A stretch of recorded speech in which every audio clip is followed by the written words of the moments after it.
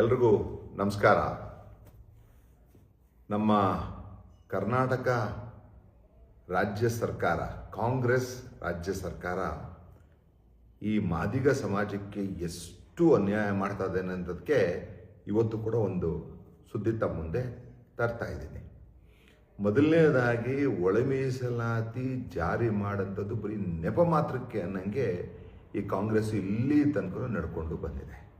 ನಿಮಗೆಲ್ಲ ಗೊತ್ತಿದೆ, ಬರೀ 4 ಪಾಯಿಂಟ್ ಸರಿ ಮಾಡಿದರೆ ಒಳ ಮೀಸಲಾತಿ ಸರಿ ಆಗ್ತಿತ್ತು, ಅಥವಾ ಜಸ್ಟಿಸ್ ನಾಗಮೋಹನ್ ದಾಸ್ ವರದಿನ ಯಥಾವತ್ತಾಗಿ ನೀವು ಜಾರಿ ಮಾಡಿಬಿಟ್ಟು ನಿಮಗೆ ಮಾದೇವಪ್ಪನವರ ಸಮಾಜ ಏನಿದೆ, ವಲಯ ಸಮಾಜ, ಅವ್ರ ಮೇಲೆ ಒಲವು ಜಾಸ್ತಿ ಇದ್ದಿದ್ರೆ ಅವ್ರಿಗೆ 1% ಜಾಸ್ತಿ ಕೊಟ್ಟಿದ್ರೆ ಆಗಿರ್ತಿತ್ತು.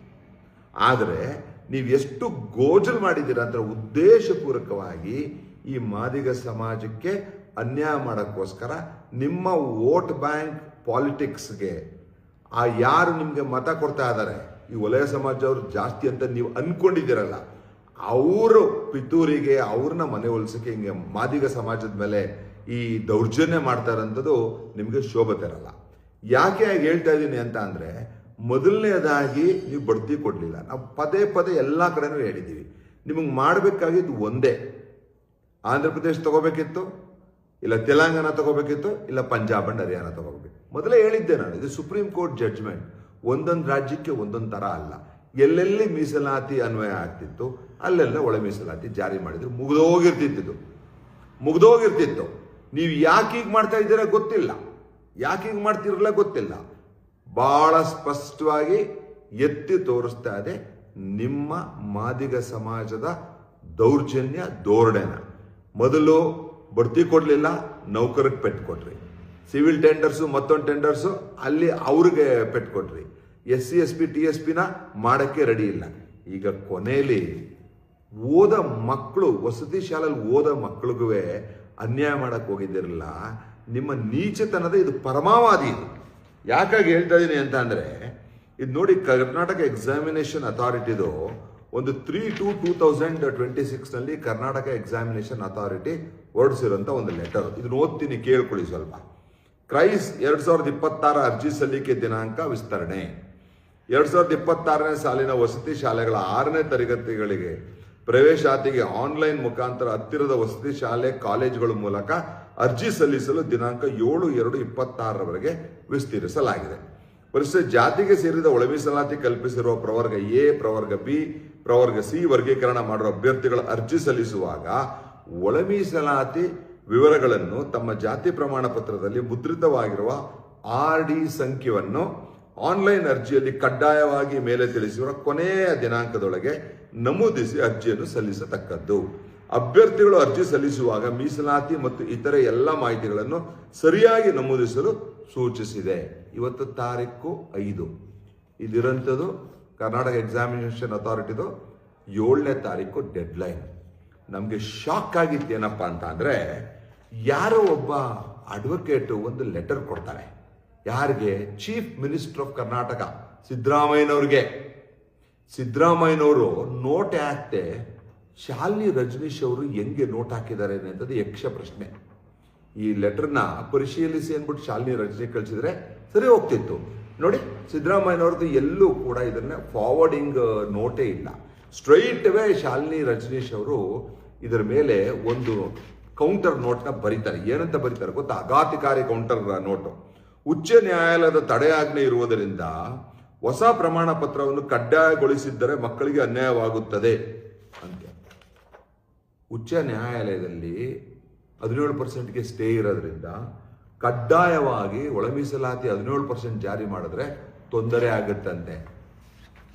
ಶಾಲಿನಿ ರಜನೀಶ್ ಅವರೇ, we thought you are an intellectual, we thought you are for the general public at large, the citizens of Karnataka ಅನ್ಕೊಂಡಿ.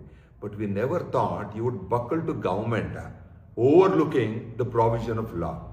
Madam, the Honorable High Court of Karnataka, what has it stated?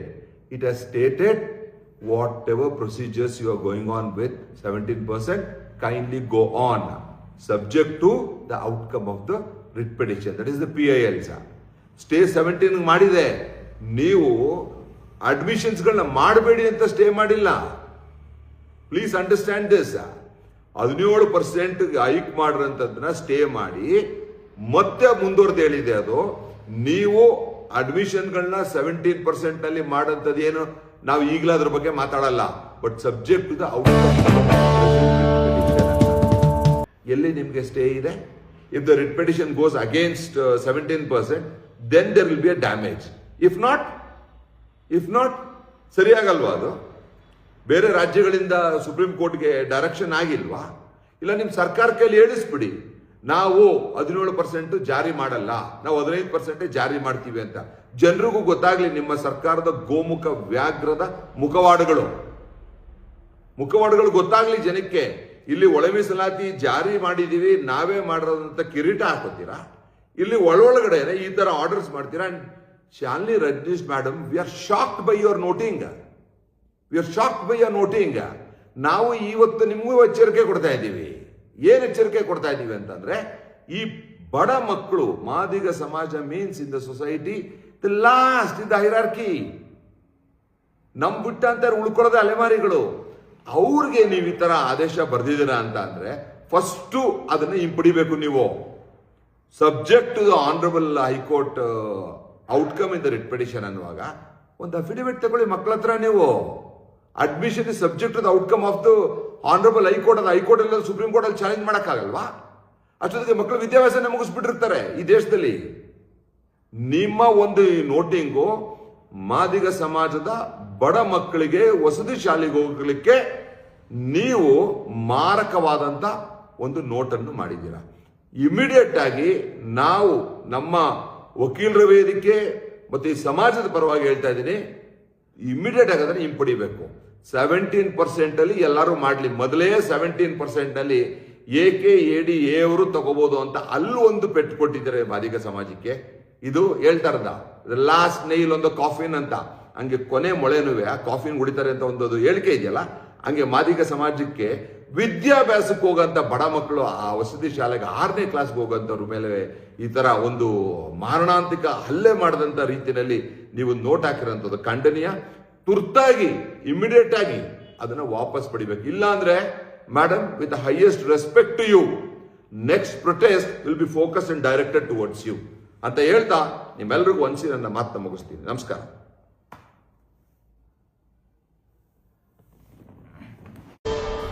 The voice of Madiga, ನಿಮ್ಮಿಂದ ನಿಮಗಾಗಿ, ಸತ್ಯದ ಪರವಾಗಿ, ಸಮಾನತೆಯ ಹಾದಿಯಲ್ಲಿ.